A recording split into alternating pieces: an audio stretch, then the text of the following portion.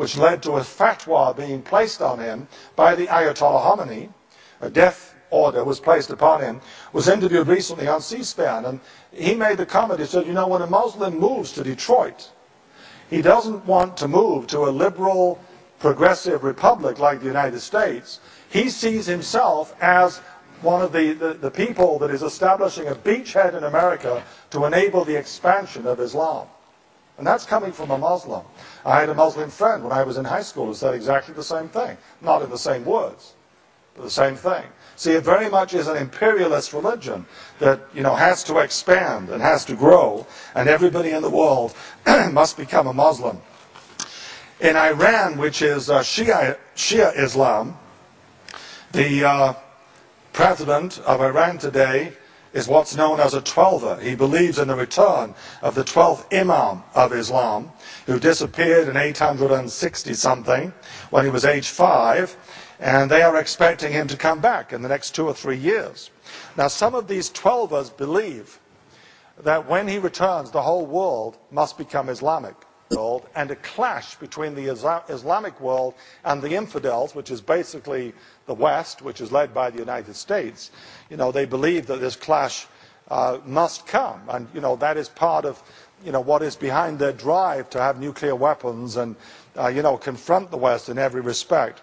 Look at that. As soon as the Jewish nation was established, immediately, on their day of independence, 5 nations around them tried to destroy them.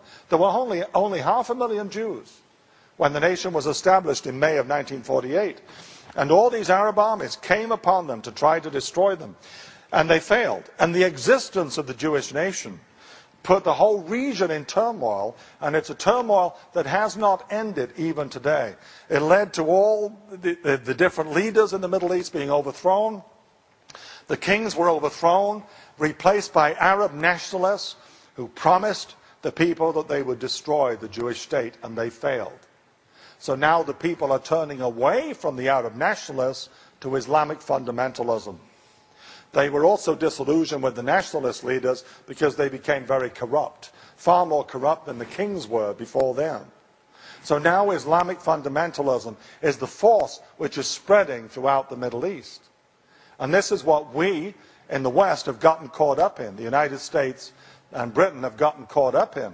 Because Islamic fundamentalists took control of Afghanistan. They helped and supported Osama bin Laden to attack the United States. So we went into Afghanistan. We overthrew the Taliban, who were very, very primitive. But now the Taliban are pushing coalition forces back. And it looks as if you know, we could face defeat in Afghanistan. And Iraq, the situation in Iraq was somewhat different. Iraq was ruled by a ruthless dictator, but Islamic fundamentalism did not exist in Iraq before the US and British invasion. Now the fundamentalists have gotten in there as well. So you have this arc of fundamentalism now going right across the Middle East. You know, Afghanistan, Iran, which is a fundamentalist country. The Shia dominate Iran, and 60% of Iraq is Shia. And, you know, they are dominant here as well. And then, you know, right up here, the Iranians support Hezbollah in Lebanon against Israel. They support the Palestinians just here. They bankroll Syria. So you've got this arc of fundamentalism going right across these countries. And then additionally, the fundamentalists have taken control of Somalia, in as much as anybody can control Somalia.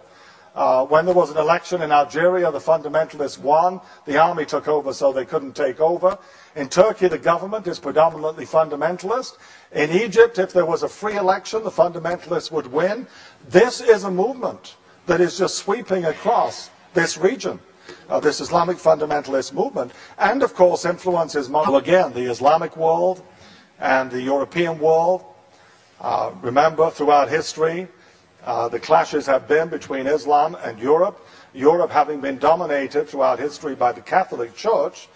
And just last month, or was it 6 weeks ago, maybe 2 months ago, the Pope gave in his lecture, made a comment about a Byzantine emperor in the 1300s who had made a negative comment about the violence of Islam. And as if to prove the Pope right, you know, the Islamic world got very violent, and there were lots of demonstrations and people killed.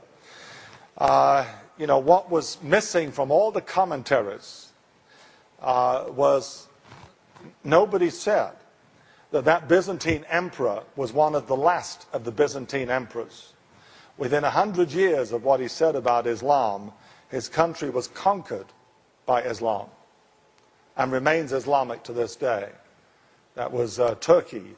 The capital fell in 1453, and Constantinople was taken over by Muslims and has remained Islamic ever since. So, you know, this clash of civilizations has gone on for 1400 years.